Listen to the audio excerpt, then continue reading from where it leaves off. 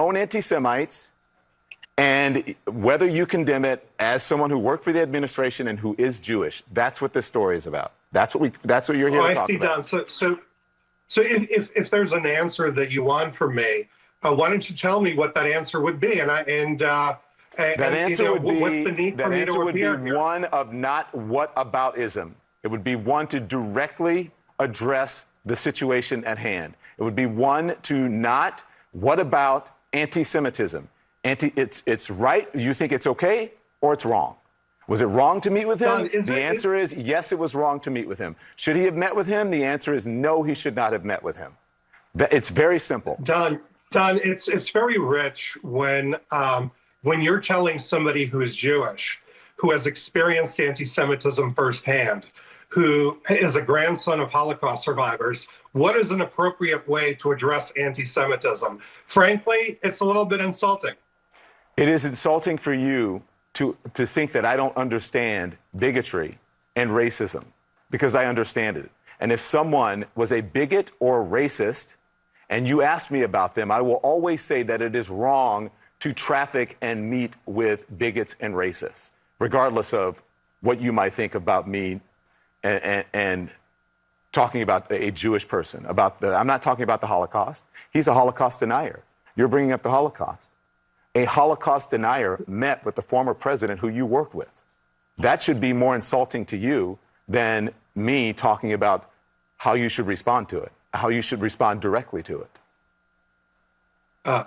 Let's take a step back, Don, and let's focus on the real issue of concern for both of us, which is there's a rise in anti-Semitism in the United States and the world. And we should not give a platform to any Holocaust deniers or anti-Semites, wherever they are. And I think I don't think that the president should have met with Kanye or his sidekick, and I wish no one else will either. You could have said that in the beginning. Thank you very much, Lynn. My God, getting these people to acknowledge even the most basic tenets of humanity is like pulling teeth. Over 2 minutes for this guy, not just a former Deputy Assistant Secretary of State, but a Jew himself, to just barely concede that sitting down with an avowed white supremacist and neo-Nazi was not a good idea. Talk about a profile in courage. The Americans who stormed Normandy could really learn a thing or two from this guy about bravery. This interview came in the aftermath of Trump's meeting with Kanye West and Nick Fuentes.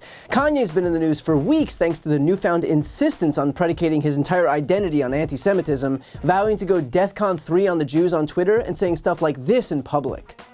Okay, so this right here is a chart of Universal Studios, 20th Century Fox, ABC News, CBS News, Columbia Pictures, Warner Brothers, ESPN Sports, Fox News, Washington Post, Metro Goldwyn Mayer, MTV Music Television, Nickelodeon, USA Today, Wall Street Journal, Comedy Central, NBC Entertainment, Google, what else do we have?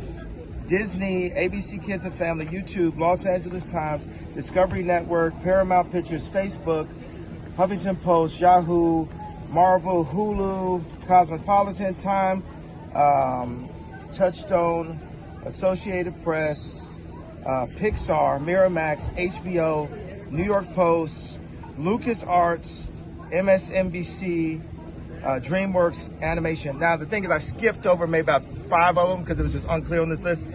The red are the executives that are Jewish at these companies.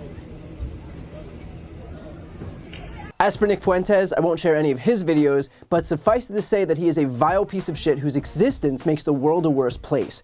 I don't think I need to say any more than that. And so obviously, Trump is receiving criticism for taking the meeting, which he, of course, is blaming on everyone else, even suggesting that he didn't realize that Nick Fuentes would be there, only that he'd invited Kanye West, except they're both anti-Semites.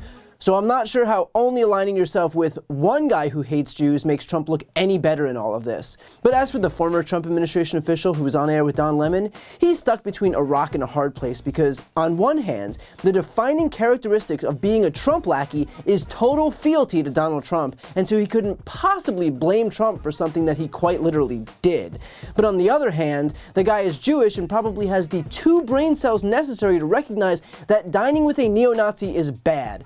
Tell you what, I found that a good way to not get yourself in situations where you're forced to compromise your own likely principles is to not work for a guy who would consider having dinner with a Nazi. Just, for starters. Here's what's especially vile. This guy lectures Don Lemon for daring explain to the descendant of Holocaust survivors what the appropriate way to address anti-Semitism is. But of all people, that guy should know that he shouldn't need Don Lemon to have to explain it to him. It should be obvious. He should be the first one coming on air and saying, hey, for starters, maybe don't have dinner with a fucking Nazi.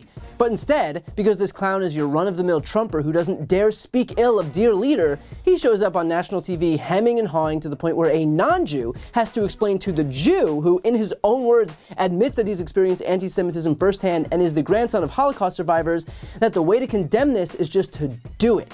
That's the shameful part in all of this. The guy even tries to weasel out of the conversation by stepping back and saying that there's a rise in anti-Semitism across the world. And he's right. But guess what? That rise in anti-Semitism is owed to the fact that certain people have given anti-Semites a platform. And I'm not sure that there's a bigger platform in the world than a face-to-face meeting with the former president of the United States.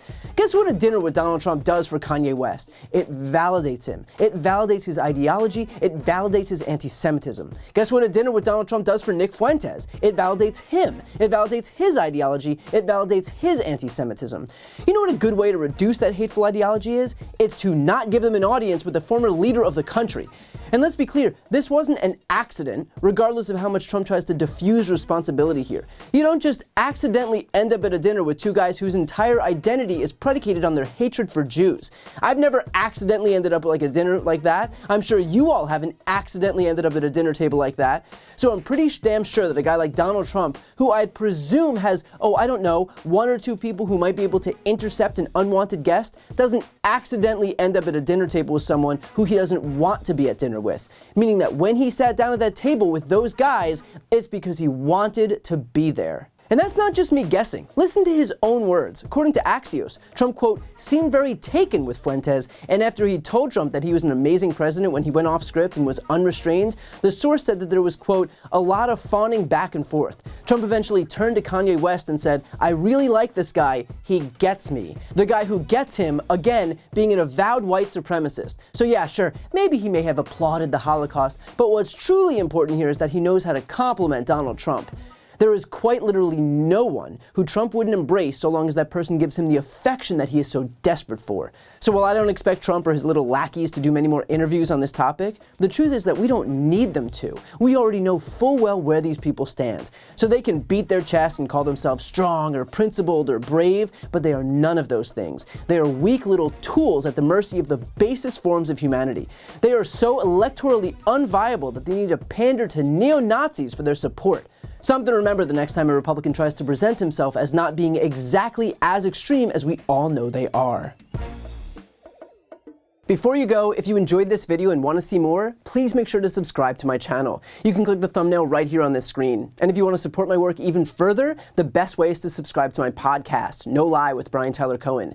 There you can check out my interviews with major players in the world of politics, including President Biden, Vice President Kamala Harris, Pete Buttigieg, Elizabeth Warren, Katie Porter, Jamie Raskin, and so many more.